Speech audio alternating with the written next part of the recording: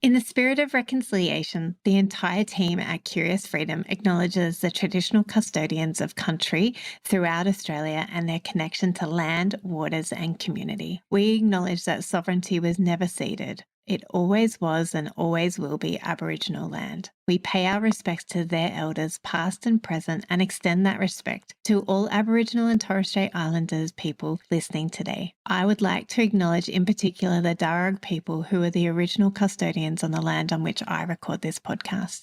Thank you for showing us what Curious Freedom can look like.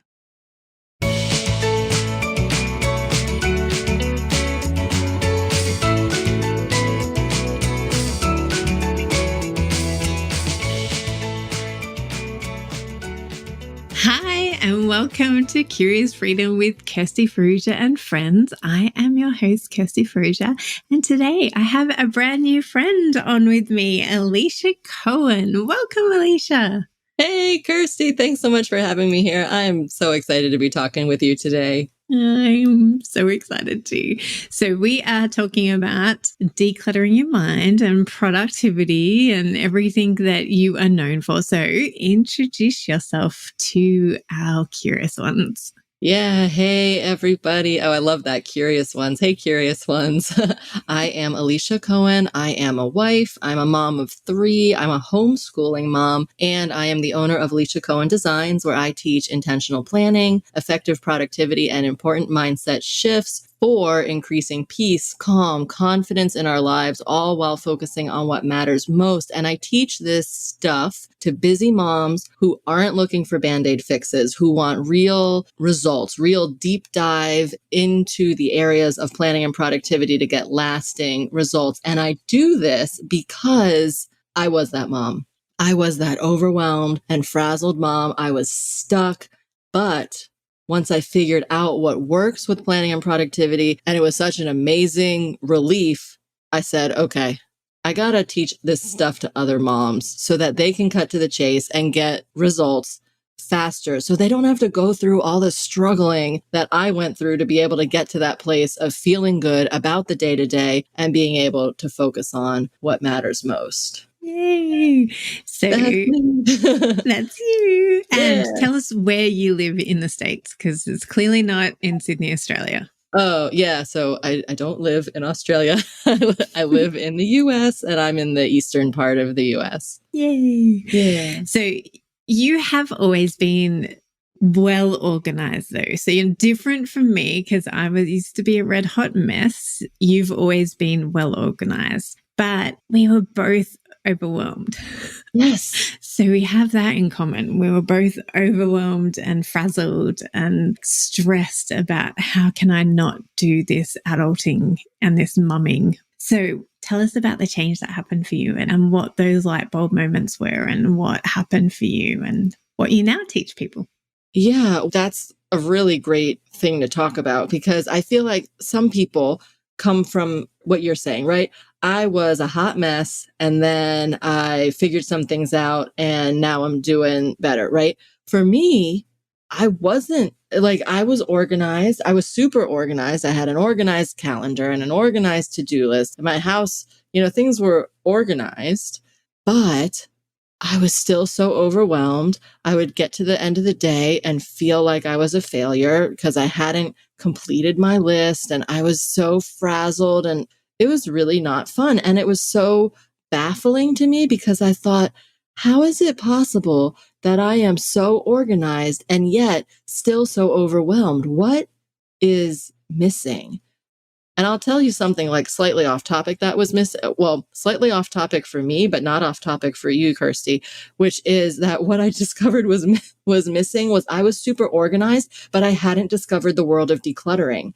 And so I had a lot of stuff, very well organized stuff, but it was like I was shuffling around my stuff and putting all of this stuff into beautiful baskets and files and whatever. And it's like, but why do I have all of this stuff? So that was like part one. It's not what you guys are getting like a little extra nugget today that I don't know that I've ever actually shared that on a podcast guest interview before, is that I started, like, I was super organized, but I had so much stuff. And it was because no one, or never had I really come across, I'm sure I had heard of decluttering before, but I never actually thought, oh, decluttering is the first step. Like, first we declutter and then we organize the stuff that we actually want. But instead, I had just been kind of toting around from childhood into college into adulthood. I had just taken all my stuff along with me and organized it very nicely, and then realized, oh, I don't need to keep organizing all this stuff. If I decluttered the stuff and then organized what I actually want to have, that would probably be good. So that was like kind of part of the discovery and part of the transformation. But then the other part was realizing what works and what doesn't work when it comes to planning and when it comes to productivity. And I had a beautiful color-coded, categorized to-do list. And I discovered that actually a categorized to-do list isn't the way to go. And instead, a prioritized to-do list is far superior in what I teach and in my method. You know, I teach all of this inside of Power Up Your Productivity, which is my 3-phase program where I go through all of my planning and productivity goodness for people. And I teach about this, where it's really important that it's prioritized and not categorized. And the reason is because when it's prioritized, we can open up our to-do list. And I actually teach a to-do list system, not just a plain old to-do list, but actually a system, a prioritized to-do list system. Because when we have it like that, we can go into the system and we immediately know what's the priority, what's important to me, what matters most, what do I do next? When we have a categorized system, it looks really cool. It's really pretty. It's all nice. And here's my category for home. Here's my category for self-care. Here's my category for the kids, the holidays, you know, this, that, and everything, right? But you open it up and you're like, well, look at all of these categories. And which one do I do next? Like, what's on the menu for today? I don't know, because you could pick any category, but which one is it going to be? Well, when you have a prioritized system, all the categories, all the stuff from the categories, it's all still in there. Yeah. But now you can open it up and within 20 seconds, you know what you need to do next. As opposed to with a categorized system, it's like, well, I look through this category and then that category, you know, the kids category and the house projects category and the whatever it is, the holidays category, you know, oh, well, what do I need to do? Right. Well, you have to kind of dig through and figure it out. Now, maybe you have a categorized system that works for you. And if you do, then just don't listen to what I'm saying. But if you have a to-do list and you just think, why isn't this working? Why am I so frazzled? Why do I get to the end of the day and feel like I got nothing done? And then you just try to do it all again faster tomorrow, because that was me. And it never worked. And it was just so discouraging and disheartening, because every day, like I said, I would get to the end of the day and I'm like, I feel like I just failed, and what happened, and why didn't I get quote unquote anything done? But you know, it's this thing where you run around all day putting out fires. Well, that was me, because it was like whatever was the next urgent thing that caught my attention, that's what I did. Because I didn't have a system, I didn't have things prioritized, and I wasn't being intentional about it. I was super organized about it, like I said, but I wasn't doing what it is that I do now. And so I share all this because if you are listening and if you out there, what did you call them? Curious ones. Curious ones. Curious ones. I like that. So if all the curious ones out there are listening and thinking, you know, wherever you are on the spectrum of being organized or disorganized, whatever it is for you, if you happen to resonate with what I'm sharing, like, oh yeah, I kind of feel like I am kind of organized, but I don't understand why I seem to still be having such a hard time. Don't worry, there's nothing wrong with you. Like, don't lose hope. It is solvable. And so that's why I kind of share all of this about where I've been and what I have found that works best. And really, there wasn't some super like one magical aha moment. I mean, yes, actually learning about that I need to declutter first before I organize, that was actually kind of key. But aside from that. Yeah. But after that, there wasn't one big light bulb moment. Yeah. I mean, but see, and I also think of it too, like what I also realized was just because I'm organized with my stuff doesn't mean that I'm organized with my time. And that was actually a big realization and a big thing for me, because I was like, oh, well, everyone would be like, oh, Alicia's so organized. Like my friends, this is like going way back to high school, but my friends in high school, they would tease me about, like lovingly tease me about how organized my locker was at school. And my books were positioned just so, and my locker was so clean and, you know, everything. And so it was like, well, how am I that person? But yet I feel so frazzled. And it was because it doesn't necessarily translate. Just because you're organized, or it doesn't mean you know how to also be effectively productive. And so I chose to kind of pursue this path of learning and research and, reading books and trying different apps and going to different online workshops and things like that. And just really trying to discover, how am I going to do this? And what am I going to do so that I can actually feel like I can breathe, and so that I can get to the end of the day and feel successful and confident and calm, and feel like, you know what, I can be effective. I know what I need to do and I can do it. And also I can do that while still focusing on what matters most to me in my life. And so when I played around with different strategies and techniques and really experimented. That's why I said in the beginning, it was like, I really want to help other women, other moms cut to the chase and not have to go through all of the researching and trial and error like I did. And so that's why I teach my program, Power Up Your Productivity, to help moms get there faster. That's why I do what I do, because I help myself. And then shortly after, a few weeks later, I had a friend. I mean, I still have this friend, but at the time, you know, she was lamenting similar woes about, Alicia, I'm so stressed and my to-do list, and I'm so overwhelmed and blah, blah, blah. Right. So, same exact stuff. And I was like, well, friend, how about you try these things that I tried? And she tried them and they worked for her. And I was like, all right, I think I might be onto something here. Like, it helped me, it helped my friend. So I was like, okay, how many other moms are out there that could use this information and maybe feel like, hey, why can't I just seem to get on top of this? And it's like, well, have you discovered decluttering and organizing? And if not, go talk to Kirsty. And have you discovered also that just because you're organized doesn't mean that you know how to be productive and do that whole dance?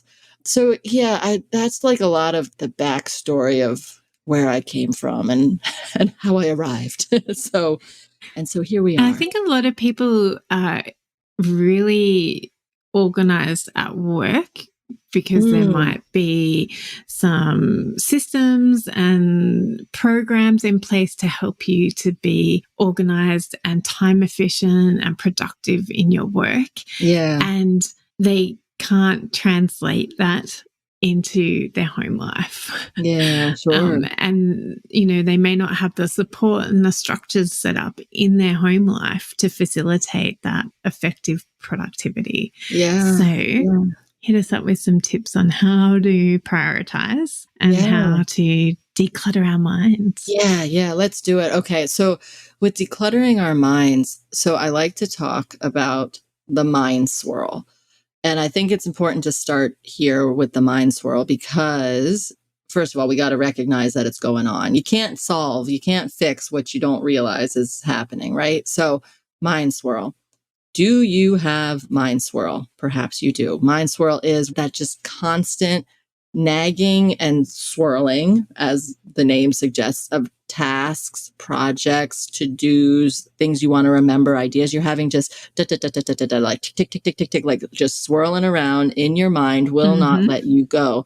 I said to a friend once, before I, figured things out and found a better way, I said to my friend, I said, where is the off switch? Could I please just have a 5-minute break from my own mind? It just wouldn't stop. It wouldn't leave me alone. The constant, this, that, this, that, just going on and on and on in my mind. Oh, it was exhausting. It was so exhausting. And I just, when I finally figured out how to deal with the mind swirl, which I'm going to tell you in a minute, it was amazing. It was like, oh, this is what I've been missing. Okay, hooray. So yeah, so the mind swirl. So we got to start there. And the reason we got to start there is because you have to, or you don't have to do anything. Actually, so I'm gonna change what I said. You don't have to do anything. You are a grown adult. You can choose what you're gonna do. But what I recommend that you choose is to say, oh hey, I've got the mind swirl going on and I'm not going to stand for it anymore. Like, I'm not going to settle for having the mind swirl anymore. We got to do something different. So let's talk about that. So with the mind swirl, there's also like a close cousin of the mind swirl, which I like to call container brain. And container brain is where, along with those swirling thoughts, right, that are cluttering up our mind, we've also got this container brain thing going on, which is where we're also holding it. Not only is it swirling, and we're also holding it in like a container, right? And all the thoughts are in the container bopping around. So the mind swirl and the container brain, we just got to say, you know what? No more of this. It's time to do something better. And what we need to do that's better is to have a system, and that the system becomes the container. Right? So our brains are not the container. The system becomes the container. And by using the system, that's also how we quiet and calm the mind swirl. So let me tell you about this system that I teach and that I recommend. So in your good, solid system for effective productivity and for calming the mind swirl, you need an in tray and one central list. So let's start with the in tray. So the in tray is the place where all of these things that are swirling around in your mind, that's where they're all going to go. So then the clutter is not in your brain anymore. The mind swirl is quiet, the mind swirl is gone, and it all goes into the in tray. And for an in tray, you want to tackle it in a few different places. And these places, I call them capture points, right? So you want several different capture points. And just to say too, that what I teach, right? It's not like I sat down. I told you I researched, right? I read and I researched, and it's not like I just came up with it in and of my own brain, right? I read and I researched. So what I teach, it's a compilation of a bunch of different people and different methods. But if you're familiar with Getting Things Done by David Allen, and if you have read that book, you might think like, oh, she's talking about some similar stuff from that. And yes, I am, but I also put my own twist on it, right? So we're going to talk about like the in tray and the capture points, which isn't, original to me. Lots of people do this, but I have my own twist on it, right? So you're going to get your capture points. So what are these capture points? They're the places in your life where you are most often, and you're also having thoughts most often. So for me, for example, in my kitchen, right? Kitchen is kind of the heart of the home, they say sometimes, right? So in my kitchen, we have a command center, and command centers can look, any shape and size kind of thing. But for ours, part of our command center, it has a blackboard on it. So that's one place. So when thoughts are coming to me and I need to get them out of my head, out of the swirl in my mind and out into my system, that blackboard is one place that can happen.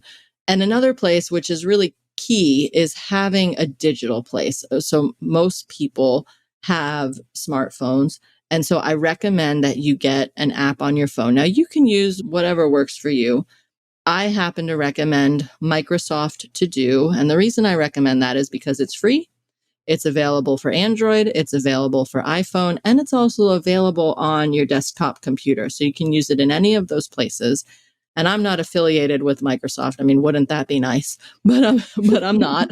I don't get any commission or cut from mentioning their app. It's just the app that I use personally.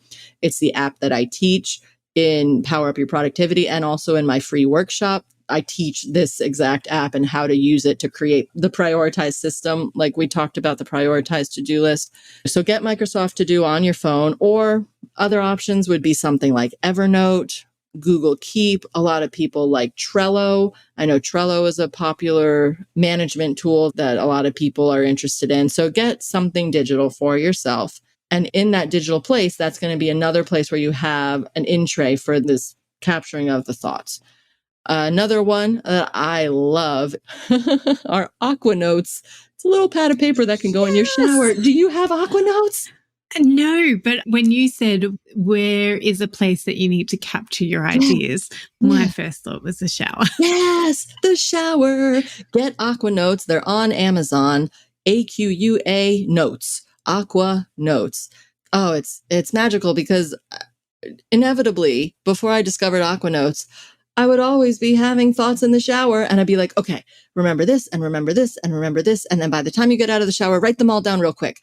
And I would get out of the shower, I'd finish my shower, and then I could remember like one of the 5 things or something. And it's like, this is not effective. I found Aqua Notes and oh my goodness.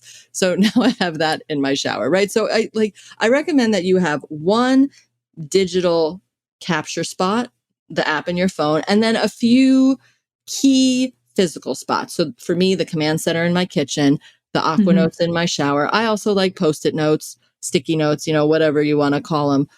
Those are great too, right? So for me, I've got my kitchen, I've got my office, I've got my phone, and I've got the shower. And for me, that kind of does it. So think for you, where do you want? Do you want your own kitchen? Do you have, I don't know, an office, or do you have somewhere, maybe, I don't know, your bedroom or wherever it is, your shower, like we're talking about, but also to try as much as possible to be capturing stuff just straight into your app and your phone, because this will save you time later. But yeah, just make these strategic locations around your house, around your life, so that when the thoughts are swirling in your head, that you get them out. And the habit becomes, the trick becomes noticing what's in your mind, what's swirling, and getting it out into the system. And then once you do that, then at the end of the day, you're going to take all of these places, the app, the command center, the Aqua Notes, the Post-it notes, and you're going to put them all into that one central list that I mentioned. And it's not, and this isn't like a central to-do list. You could kind of call it that, but I call it a to-do list management system. It's way more than just a list. And then this is where that prioritized system, that prioritized list, not categorized, that I talked about, that's where this comes in. And so you've got your in tray with the capture points. And then at the end of the day, you're taking it all and you're putting it into this prioritized way of just keeping everything for yourself, so that this kind of becomes your brain, right? So now your real brain can do what real brains are meant for. The cool stuff that brains do, like analyze and problem solve and come up with cool ideas and create, right? That kind of cool stuff. Not be like a glorified piece of paper. Like, our brains are not meant to be some sort of like pretty basket holding all of this stuff, right? No, like, stop it. That's not what we want our brains to be doing. Stop using it as some sort of glorified piece of paper or basket or whatever. Use the system let the system do the heavy lifting and let your brain do the cool stuff. Like I said, the ideas and the creativity and the analyzing and problem solving. So that's what I just get really excited about, is because I know a lot of moms deal with mind swirl. I know that I was not alone in having this issue. I have, friends and students, and they talk about having the mind swirl, and it's just like, okay, first, just know that there's a better way. Mind swirl is not an inevitable part of life. It can be different. And I know because I've lived it, and I know because I taught my friend and because my students. So it can be different for you too. If you're listening and you're like, yes, please be encouraged, it can be different for you too. So mind swirl, container brain, get yourself a good solid system, and then use the system. You use the system to be your brain, to get those ongoing thoughts. I call it an ongoing brain dump. So just whatever's in your mind, just get into the habit. Oh, there's a thought, or oh, there's an idea, there's a task, there's a to-do. Oh, my kid just told me something. If you're not going to do it immediately right then, write it down for later. And you'll know when you've got this going well for yourself, because you'll feel calmer. At some point, the stuff in your brain, it will all get in the system, right? On the paper, in the app, whatever.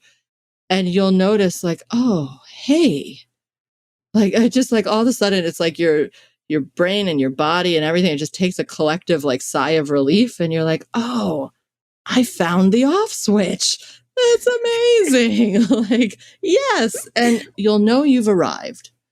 You'll know you've arrived when it just suddenly it's not like super sudden, but through doing this habit, right? There's a thought, put it in. There's a thought, put it in. There's a thought, put it in. By doing this and catching yourself in the mind swirl and just being good and being deliberate and intentional about putting it into the system, you'll notice, oh, hey, I'm not thinking about stuff.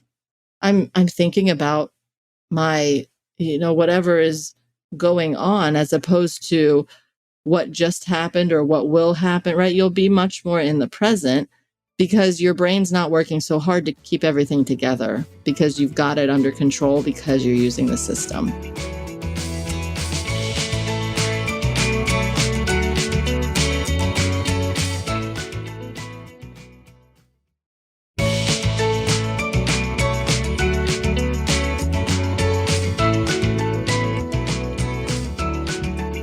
So I said a whole lot. What questions do you have for me, Kirsty, about all this? Well, now I just want to ask you, how do you figure out how to prioritize? Because there's so much on that list. How do you know what to do?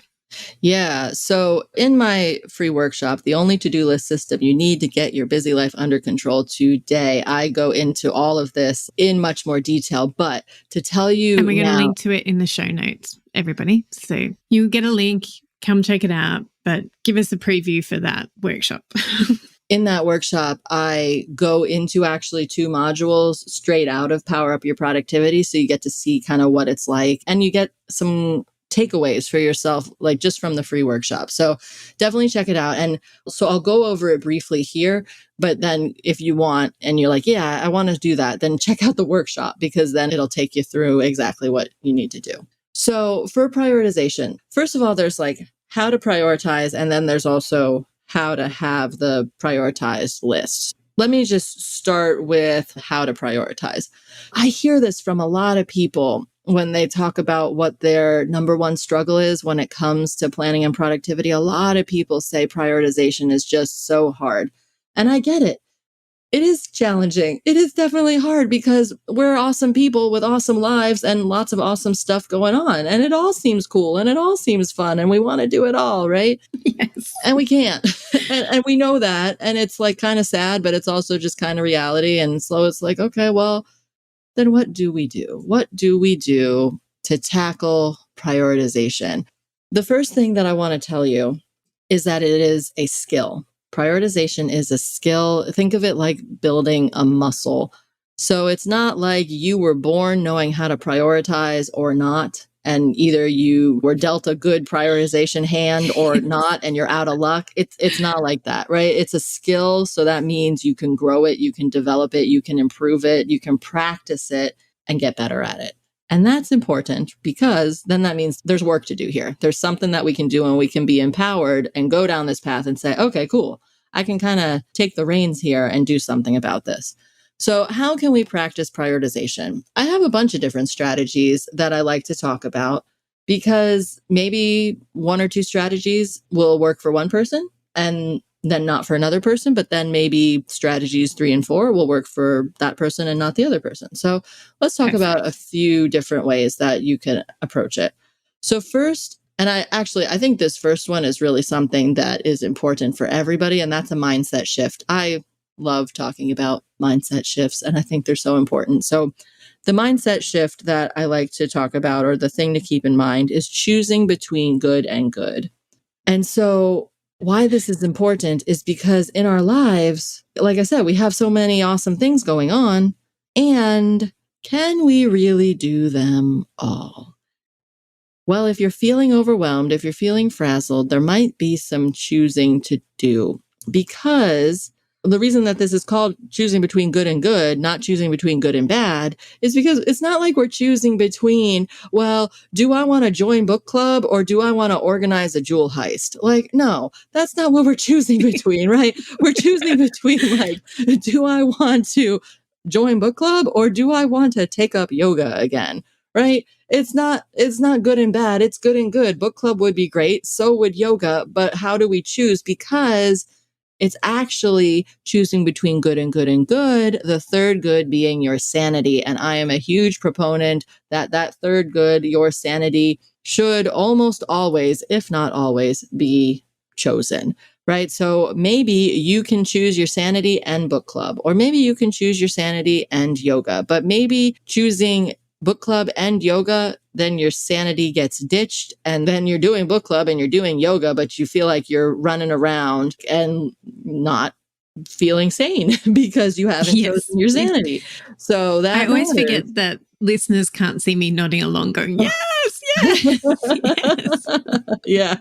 I love that. So, and then same thing. Good and sanity. Yeah. Like choosing between good and good. And don't forget, choose your sanity. Like that needs to be chosen first. And then you look at choosing between the good and good, because there are so many good things, so many fun things, so many wise decisions, right? You're like, well, I could, enroll my kid in this thing and this thing. Well, maybe it's not and, maybe it's or, because if you sign your kid up for, I don't know, travel sports, right? I was going to say travel soccer, but then I'm like, oh, that's such an American thing to say. Travel soccer, because football. Shall I call it football? Or we were talking. No, we call it soccer. We call it soccer in Australia. You call it soccer? Oh, yeah. Okay. Yeah. Well, because we also have our own football code as well, and like separate from rugby. Yeah. Yeah. Okay. Okay. Well, no, it depends on where you live, because we have rugby union, rugby league, and AFL, which is Australian football. Oh, okay. Okay. And which is my preferred. Yeah. Well, and then we were also talking about cricket, which is so cool. Yeah. You guys got cricket too. So I don't know. Your choices between letting your children play cricket, which is a long game, or going to swimming lessons, which is, only a 30-minute investment of your time, or a 45-minute investment of your time. Yeah. Which one upholds your sanity and which one upholds the kids' sanity as well? Exactly. Like, there's so much imbalance, isn't there? Yes.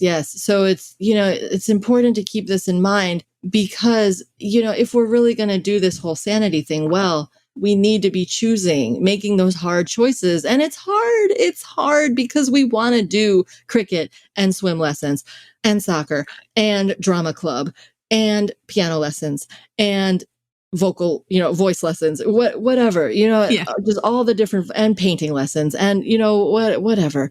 And I don't mean to sound like raining on anyone's parade, but we can't, but we know that. We know we can't. There's a limited amount of time in a day.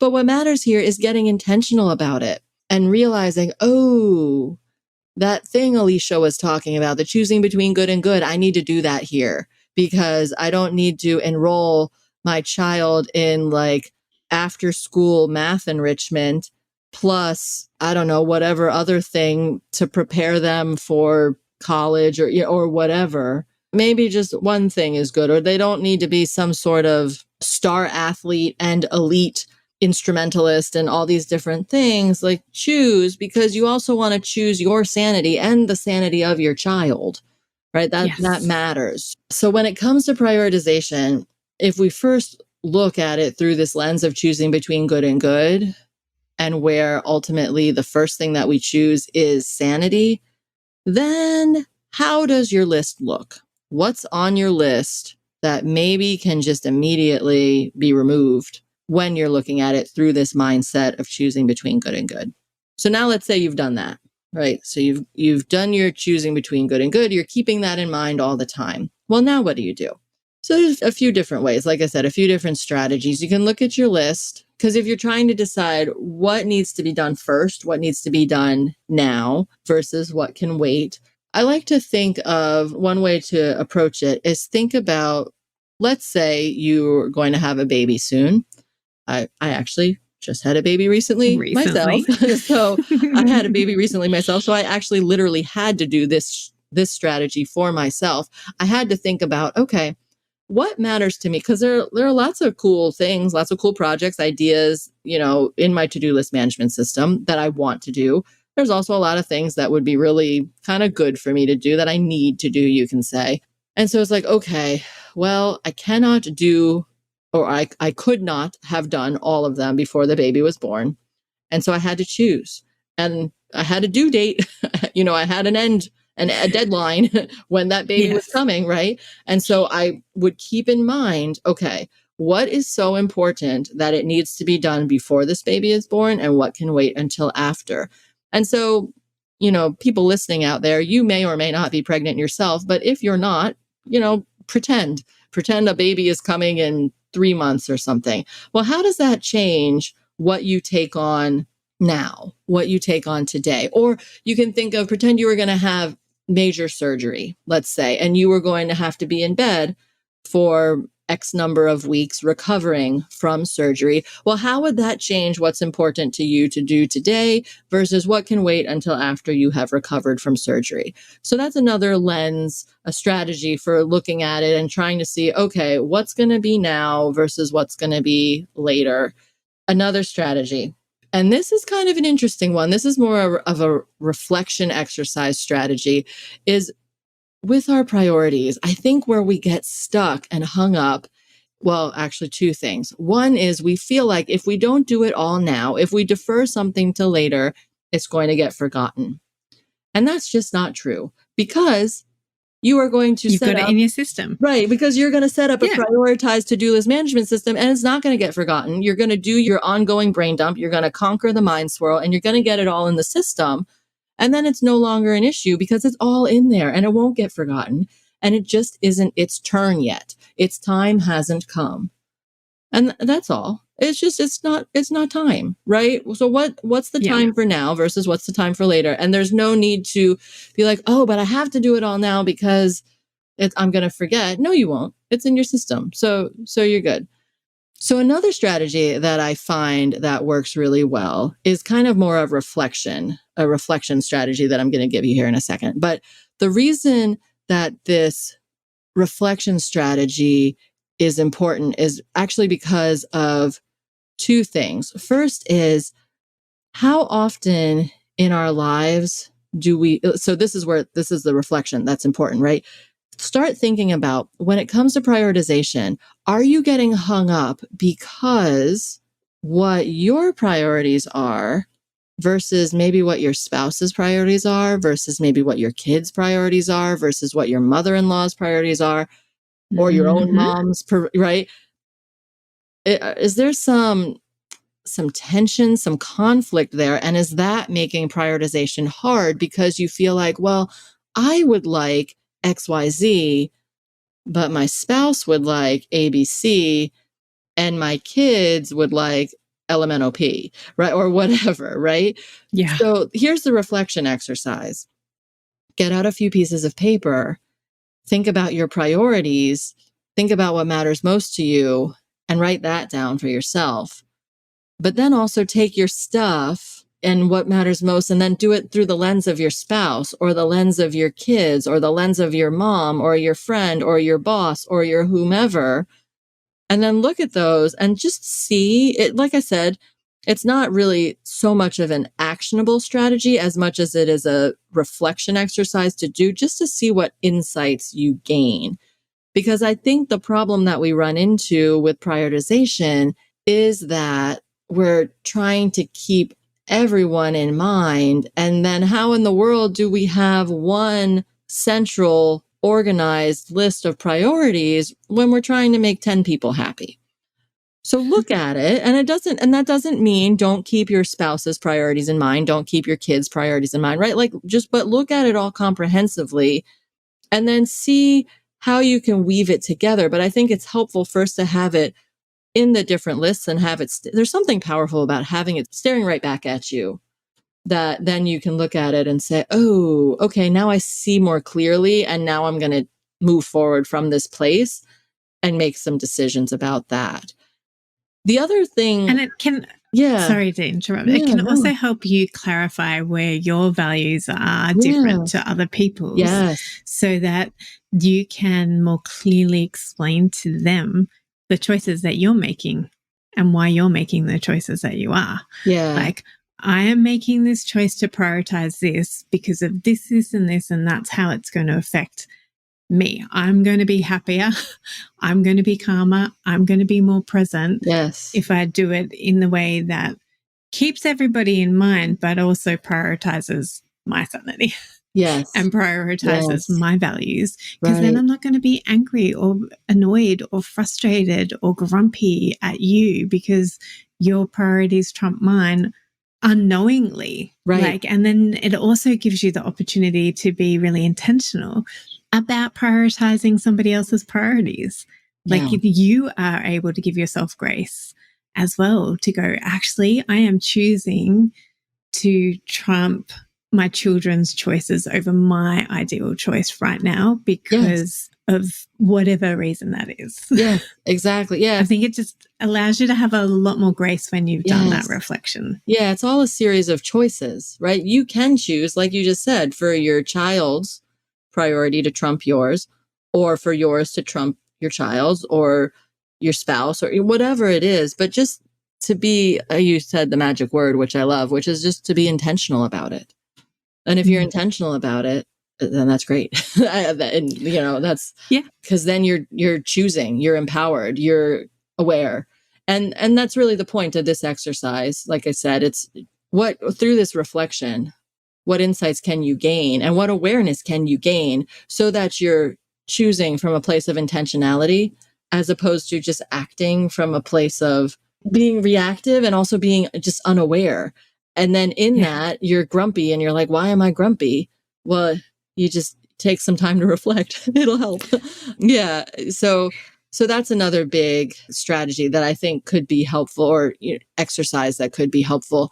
And then another strategy that I think is really great to use if you're still like, okay, Alicia, I did the reflecting, I've got the mindset, but what else? Can you give me something like super concrete? And yes, I can. And it's not mine. It's the Eisenhower matrix. Have you heard of the Eisenhower matrix? So this is definitely like not from my brain. This is from the brain of Eisenhower, right? So if you haven't heard of this before, so picture a square and take that square and chop it in half down the middle vertically and chop it in half down the middle horizontally. And now you have your big square broken into 4 smaller squares.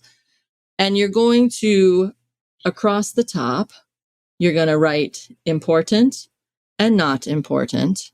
And then down the side, you're going to write urgent and not urgent. So now you have 4 boxes, and one is important and urgent.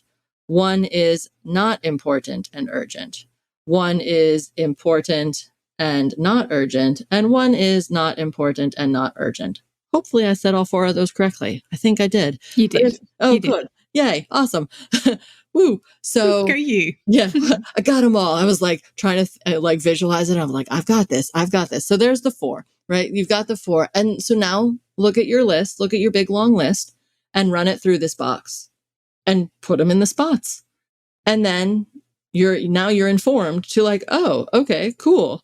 I've got this all nicely mapped out. What does that tell me about what I need to do next? And a cool thing that I've seen, if you look up the Eisenhower matrix, you can look at all sorts of images and graphics for this. But one that I really quite like is not only is it telling me what's important and not important, what is urgent and not urgent, but the first box of what is both important and urgent, that's what needs to be done now or as soon as possible.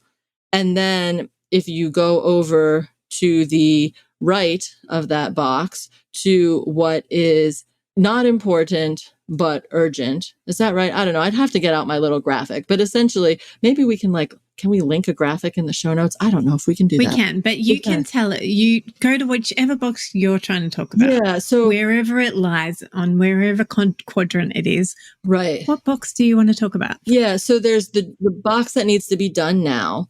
That's the first box. And then if you go to the box where it's not important and not urgent, that box, that's the box that you either need to limit or delete, right? You either just like delete it and get rid of it or really limit how often you are doing things from that box.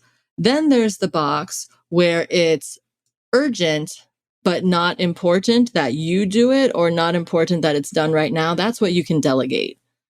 And then there's the box where it's important, not urgent, but urgent. Important. Yeah. And then that's the box where you plan it in for later. And so that's just a really straightforward and concrete way to look at prioritization. so that you can try to make some decisions. But then you're going to take all of this information. And I told you there was a second piece here, right? So there's a piece of the strategy, but then there's the piece of what I teach inside my workshop. Well, the prioritized system that I teach, you're going to break it down into essentially what needs to be done now, this week, what's going to be done next week, and then what's going to be done, next. And so there are these categories, right? They have names, and I won't say all the names because I feel like it's just easier to like go into the workshop and do it live along with the workshop and get your system. But the general concept is you're going to be looking at the prioritization according to time, right? So what is done now this week, what's done next week, and then what's done next after you've done this week and next week. Well, then what would you like to take on? And then after that, what's going to be like that you're going to come back to it soon? And then after that, what's going to be that you're going to come to it someday, right? So for me, like someday, I'd like to take piano lessons again. That'd be cool. I used to take piano lessons way long time ago, and it would be kind of cool to take piano lessons as an adult. I did it as a kid, right? It'd be cool to do it again as an adult. That's on my someday list. I'm not in a place right now where I have really with an 11-week-old baby. You're not in a place to do piano lessons. You surprised me, Alicia. I know. Where is your productivity? Why aren't you getting up at 2 a.m. and doing a virtual call with Australia to do your lessons at 2 a.m. in the morning? Right. Oh, that's right. You're feeding at 2 a.m. That's right. Yeah. So with my newborn, it's just not the season for piano lessons, right? So yeah, but that's on my someday list. I don't want to forget it. I'd like to get to it at some point, but I'd like to get to it someday, not this week, not next week, right?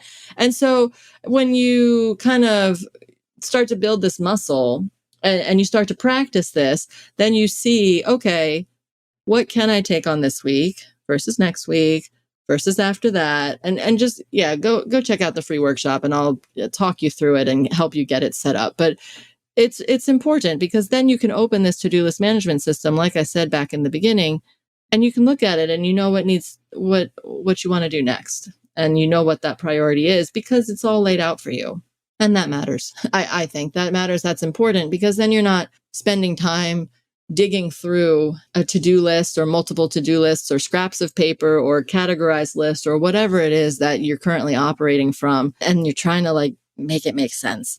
With the to-do list management system, in the way that I teach it and how it's prioritized, it's just open and go. It's just you open it and you know exactly what to do. And I like that. And I think that is super important. And I think that's what, if you're really looking to be effective in your productivity, that's the way to go. Yay. Well, this has been an awesome conversation. I love everything that you had to say. I'm literally was sitting here going, yes, to everything.